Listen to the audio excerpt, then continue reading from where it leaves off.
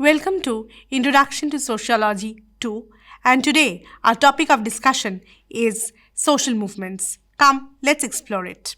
We will be trying to see the different tenets of social movement, what exactly is its definition, and how did the definition change over the time as it spanned across generations, different time spans, and of course, how it was reduced by different thinkers over the time. Also, we'll be learning the different types of social movements. Come, let's start. Social movements primarily take the form of non-institutionalized collective political action which strive for political and/or social change. While India has witnessed many such movements over the centuries, it is only recently that scholars have begun to study them in depth. A social movement is a deliberate collective endeavor that promotes change and uses all means, not excluding violence, illegality, revolution, or withdrawal into an utopian community.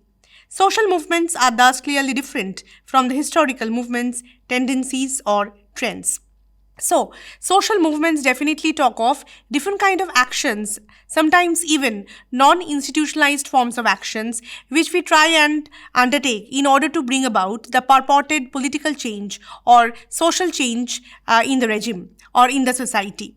Often we find that this is one area of social research and social discussion which did not find much discussion in the past, and therefore now we find that social scholars and social scientists are pouring on in the in-depth research of social movements. Now, social movements can take different forms. Its tactics can vary. There can be hartals, there can be bands, there can be strikes. Different kind of tactics are usually applied by the participants or by the in the case of collective mobilization, where people try and use different kinds of way to maneuver their way out. Also, it is quite different from the historical movements. A social movement must evince a minimal degree of organization, though this may range from loose, informal, or partial level of organization to the highly institutionalized and bureaucratic movement. We find that social movement ensures a certain kind of mobilization and a minimum degree of organization. Now, this degree of organization may change from one regime to another, from one movement to another, but we expect that some sort of, organization be there. Of course, certain movements are quite loose in strands, they are quite flexible, whereas other movements are more consolidated and they are more centralized in the form of a bureaucratic organizations.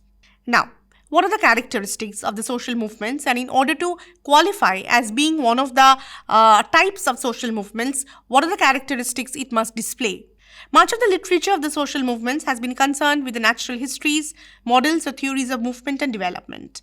Such models have attempted to stimulate changes in the movement structure and organizing, ranging from states of initial social unrest and excitement to the emergence of charismatic leadership to revolutionary movements and seizure of power. A social movement's commitment to change and the raison d'etre of its organization are founded upon the conscious volition, normative commitment to the movement's aims or beliefs, and active participation on the part of the followers or members.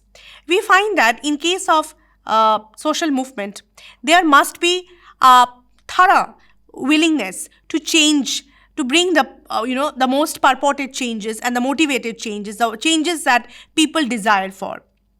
Therefore, the structure that we are talking about may be quite, as I said, it might start from agitations, loose kind of conflict where people are trying to collect the masses for some collective mobilization.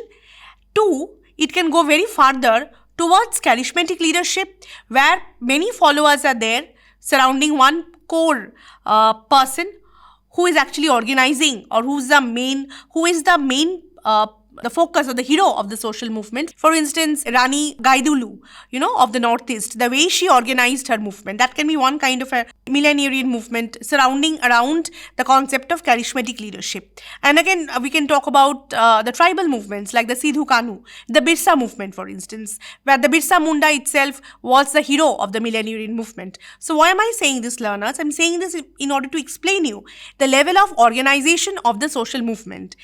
Social movements can start from very preliminary areas where agitations are being organized to more centralized forms of social movements, especially surrounding around charismatic leadership and sometimes even around revolutions, which can be far more corroborative and far more strong. This particular characterization of social movement in terms of volition and normative commitment is quite important, but learners, please understand this. Whatever be the character of the leader, it is necessary that as a member of the social movement, you need to participate in this particular movement, and it must come out of social volition. Now, what is volition? Volition is my free will, that I am willing to participate in this particular movement, I am willing to raise my voice, and I am ready to direct myself in whatever ways or strategies that have been designed by my leader. So this propensity to actively participate in the movement and move for mobilization is the most characteristic feature of any kind of social movement. Direct action. We refer here to the direct actions of a group of people confronting authority. In David Bailey's words, it is illegal public protest. The term illegal raises many questions, and it's a matter of interpretation of law and the Constitution. A particular action can be interpreted as illegal by those who are in authority or support the status quo, but the same action may be interpreted as legal by those who strive for social change. Direct action can be defined according to Rajni Kothari as an extra-constitutional political technique that takes the form or a group action that is aimed at some political changes directed against the government in power. The term extra-constitutional can be a matter of perspective. Now, in the social movement, what we are particularly speaking of is the direct social action and direct action. Direct actions can be, this can be either termed as legal or illegal, or this can be termed as extra-constitutional. Usually, direct actions are those which are taken in order to bring that particular change that we actually are motivated for. And this can have various interpretations, because those in power, those who actually want to maintain that status quo, they really don't want that direct action to be taken against them. So for them it is a political action, and it's an illegal political action. Whereas this can be a kind of a very legal political action for those people desiring change, for those who do not have the status quo but they want to have the status quo, and those who want that change in the society. Rajni Kothari, for instance, uses a new word, extra-constitutional, which means against or outside the periphery of constitution, but definitely those movements which hanker for more attention and political participation. The concept of political change in the 1960s was quite narrow, confined to change in the government. We believe that political power is not solely confined to the government. It is also located at various levels of society. All those who strive for political change do not always struggle against the government alone. The collective actions of the people are important here. So, what is political action? When we say that a social movement is also a matter of political action for political change, we have to say that political action is not just confined into the area of polity. Or politics or parties, rather it stretches itself to other domains, for instance, class, for instance, economic, for instance, culture. So if you want a change of power, it must not just deal itself with the political parties, but it must, entangle itself, engage itself with the other domains of the society itself. In that sense, political is a far more enriching and a far more, expansive term. It is not that constricted the way it was used in the 1960s. Non-institutionalized collective action takes several forms, such as protests, agitations, strikes, satyagrahas, hartals, gheraos, and riots. Agitations or protests are not strictly social movements, but more often than not, a social movement develops in course of time.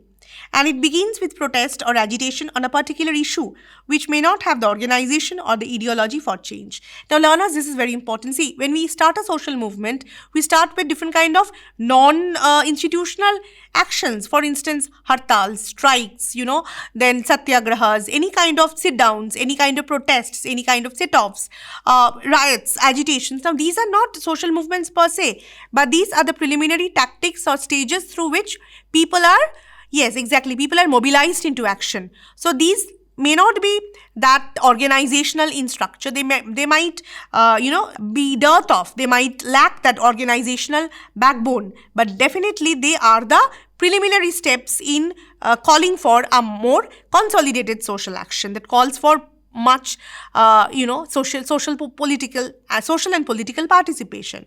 For instance, when students of an engineering college in Gujarat protested against the mess bill in 1974, it was a relatively spontaneous act. But that protest led to Nav Nirmal Andolan of 1974. Girls, you understand, girls and boys. Why am I trying to say about this movement? Because any social movement, it has that capacity, it has that resilience, I would say the right word, to convert itself from being agitation to being a more organized form of protest, where there is a far more organized structure to it, and there's a straight jacket through which we can call it a social movement per se. For instance, as we have said, the Nav Nirmal Andolan, which started from agitations, now that definitely could not be called off as a social movement, but later on it got translated into one. Moreover, a particular collective action may be only an agitation for some scholars and a movement for others, depending upon the level of analysis and the perspective. For example, the collective action of a section of society demanding the formation of linguistic states in the 1950s was viewed as an agitation by some as well as movement by others. Now, the distinctions between social and political movement. More often than not, political scientists and sociologists do not make a distinction between the social and the political. Sociologists assume, and they rightly do, that social movements also include those movements which have a clear objective of bringing about political change. 2 volumes on social movements edited by sociologist M.S. Rao include 2 such studies: the Naxalite movements, which aims at capturing state power, and the backward class movement for asserting a higher status. They argue that all movements have political implications even if their members do not strive for political power. See, this is very important. Whether your movement is, it is going for any political change or not, that is not important. The fact is that politics is embedded everywhere. So even if they are not full-fledged political movements, the social dimensions that we are trying to address in our particular movement, they might be having some political corners to it, must be having some political dimensions to it. Accordingly, the backward classes movement, the Naxal movement, all these were at the same time social and political movements, because though they had political orientations, but at the same time the social dimensions were very strong and the issues that they were catering to were also very strong. So these movements can be termed at the most time social and political. The paradigm of new social movements. With the paradigm of new social movements, Andre Gundar Frank make a distinction between social and political movements. The former do not strive for political power, whereas social movements seek more autonomy rather than the state power.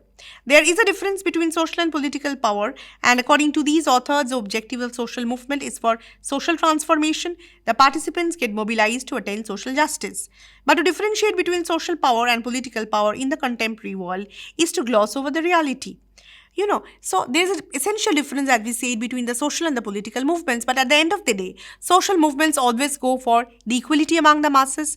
They go for equity among the masses. They go for a concept of democratization, and they try to bring about a kind of a social change in the society. And often this is tied up with the political dimensions also at the same time. Now, recently, a group of historians who are not non-Marxists, the Subaltern Studies Group, has begun to study history from below. They criticize the traditional Marxian historians for ignoring the history of the masses, as if subaltern classes do not make history. It is argued that the traditional Marxist scholars have undermined cultural factors and viewed a linear development, and therefore the subaltern study historians are strongly criticized by other Marxist scholars for ignoring the structural factors and viewing consciousness as independent. There is an essential difference between the Marxian point of view and the non-Marxian point of view on the domain of social movements. Marxian scholars, they go for more structured forms of changes, and they talk about economic determinism as if the economic factors largely matter in order to bring about the much purported social change. On the other hand, the non-Marxist scholars, they talk about the subaltern movements. They talk about all those movements which come from the unseen crevices and corners of the society upon which we do not have any control. They might not recognize economic factors that much, but they very much recognize other alternative or factors like media. for instance, culture, for instance, and all these, para factors which were equally important other than the economic factors. And so the subaltern movement, largely Ranojit Guha, propounded by Ranojit Guha, talks about these kind of changes, whereas the Marxist scholars, on the other hand, criticize the non-Marxian scholars that they do not recognize or do not give the organizational structure to the movements. So basically, it's a basic difference that we have for the Marxist and the non-Marxist scholars on the domain of social movement. We'll come to the opinion expressed by other leading theorists on the area of social movement. For instance, David Bailey says that, public agitations and public protests can have quite a functional importance and significance in the area of social movement. Rajni Kothari herself did not always find the justification for direct action. She said direct actions can be taken only if the existing regime is not able to take care of the political freedom of the people, or if the one we are proposing is far better able to handle the area of creativity and political freedom of the people. A.R. Desai himself said that the parliamentary form of government as a political institutional device has proved to be inadequate because many of the times it has not been able to satisfy the aspirations of the people and or the democratic rights of the people that people are asking for. Now, we'll come to the different types of social movements. The tribal movements, the peasant movement, the middle class movement, the youth movement, the backward classes movement, the Dalit movement. Student movement is also an important part of the social movement. We will see that it has also been conducted. It has also been there in the Indian history. Coming to peasant movement, attempts have been made by some scholars to provide an all-India picture for both the British and post-independent periods. Kathleen Gough, a sociologist, was the first to give an overall scenario of the peasant uprising in India in an article written in 1974. On the same line, Shunil Sen, also a historian, made an effort to present the bird's view of the peasant movement in the mid-19th and 20th century. A.R. Desai's two anthologies on dealing with the peasant studies, especially the agrarian studies, deals with all those movements that were conducted in both the pre-independent period as well as in the post-independent period. Thanagare and Eric Stokes, they have made several case studies of peasant movements during the colonial period. And see, there are different kind of movements. We talk about the Indigo movement of Bengal and Bihar, the Mopla rebellion in Malabar, Kerala, the Tebhaga movement in Bengal, the Telangana movement in Andhra Pradesh, the Naxalite movement in West Bengal, Bihar and Andhra Pradesh. So all these movements, starting from Telangana to Tebhaga to Naxal movements, the Mopla rebellion, all of these movements have been very well researched, and they present a narrative or an account of all the peasant struggles that have been undertaken throughout the juncture of Indian history, and especially we also talk about the Indigo movement, yet another very historical point of discussion. The tribal movements, while the peasant movements tend to remain purely agrarian as peasants lived off land, the tribal movements were both agrarian and forest-based because the tribals depended on forest as a crucial, and they dependent on the land that they had. There was also the ethnic factor. The tribal revolts were directed against the zamindars, moneylenders, and petty government officials, not because they exploited them, but also because they were aliens. Now, see, tribal movements will have two sides of it. One is definitely tribal movement is basically, more forest-based because they usually they live off the lands, and this forest and the agricultural resources, especially the natural resources, remain a very crucial point of their livelihood. It is what gives them the sustainability of living. Therefore, any discussion of the tribal movements will definitely make an attempt to understand their natural resources, especially the land and the forests that they have at their dispersal. Another point or another way to look at this tribal movement is to look at it as an ethnic movement. Why? Because they were exploited by the moneylenders, by the zamindars, by the landlords, by the petty government officials, by the state, and all of them did not take them as insider. There was an essential difference between the insider and the outsider, and these people were looked down, this tribal people were looked down as the outsider, as the alien, and therefore the concept of ethnicity begins.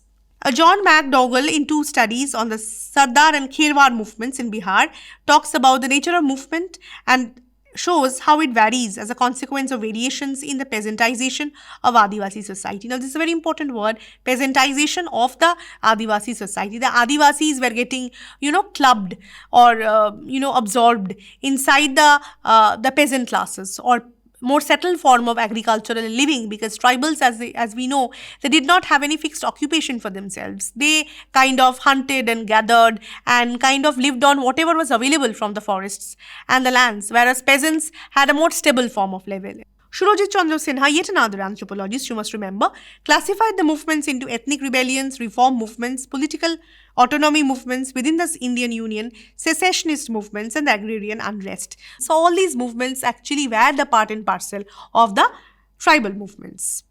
Dalit movement. Ghanshyam Shah classifies them into reformative and alternative movements. The former tries to reform the caste system to solve the problem of untouchability. The alternative movement attempts to create an alternative socio-cultural structure by conversion to some other religion or by acquiring education, economic status, and political power. Both types of movements use political means to attain the objectives. The reformative movements again can be divided into the Bhakti movement, the Neo-Vedantic movements, the Sanskritization movements. The alternative movements are divided into the conversion movements and the religious or secular movement. The backward classes movement. All the backward castes do not enjoy a uniform socio-economic status. In the study on the backward caste movement, M.S. Rao divides the non-upper caste classes into three categories.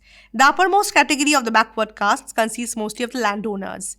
There are several such castes in different parts of the country, such as the Jats, the Ahirs, the Gujjars in Punjab, the Marathas in Maharashtra, the Velalas in Madras, the Kammas, the Kapus, and etc.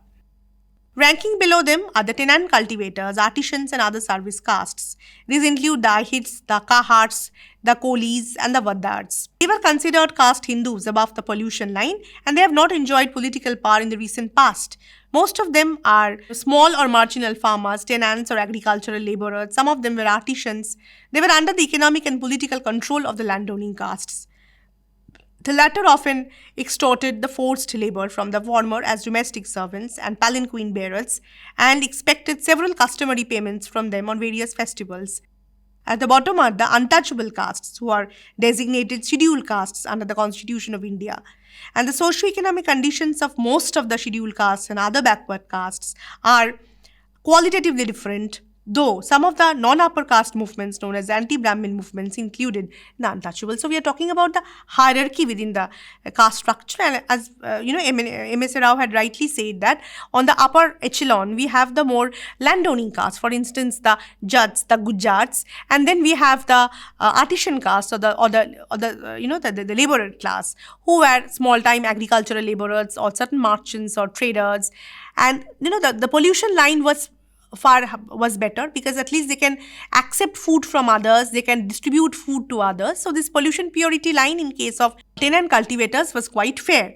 Then we have those people who used to provide labor, often forced labor. For instance, the palanquin bearers, those who were needed at times of marriage, and even barbers. And below them we had the untouchables, and the untouchables were the one who were absolutely considered backward in every sense of the term. But we find in many discussions this particular difference has not been brought, and even if when we talk about the backward classes movement, the different categories have not been mentioned very well. So I think this lecture will help you to do that. At least you can understand what are the different areas of it and how the untouchables were different from the yet another castes, though they themselves were also quite lower in the status. Women's movement. Now, women's movement is an organized effort to bring about equality and liberation, and to bring about that kind of equality. Whereas we have two kinds of movement, as said by J. Lomvett, where we find that the equality movements talk about giving equal place to women, whereas in the case of liberation movements, we directly challenge the sexual division of labor. J. Lomvett will again remain one of the pioneers of women movement in India. As we have rightly said that there are two kinds of movements. So one is the the more liberal movement or the more equality movements. The other is the more alternative form of movement or the liberation movement. So whereas equality movement talks about the ways of giving equality to people, to women especially, they do not talk why this equality actually persists and what should be done to actually do away with it. We have been talking about strategies, but why altogether this inequality exists, that has not been mentioned. Whereas in the liberal movements, we talk about changing the altogether sexual division of labor. The industrial or the working class movement have been there in the urban industrial laborer movements were there, and they were also called the trade union movements, and they usually resort to various collective actions such as strikes, satyagrahas, hunger strikes, and this vast area of by urban workers were there, and there were industries in Bombay, in Kanpur, Ahmedabad, Nagpur, and there were these trade union movements where people were actually calling for changes in their conditions so that they can also go for a better collective bargaining. And we find this that most of them were taking resort to non-institutionalized forms of social movement, for instance agitation, satyagrahas, gheraos, in order to get their demands. Nativism. There is a very thin line between nativism and nationalism, and nativism is distinct from the movement of the ethnic, linguistic, or regional subnationalism, and is specifically anti-migrant. Subnational movements such as India, the Akali Dal, or Dravida Munnetra Kagazam may contain nativist elements. Similarly, the mobilization of anti-migrant sentiment may rely on the ethnic, linguistic, or the regional loyalties. According to Myron Winner, nativism is one form of ethnic politics. Nativism is that form of ethnic identity that seeks to exclude those who are not members of the local or indigenous ethnic groups from residing or working in the territory.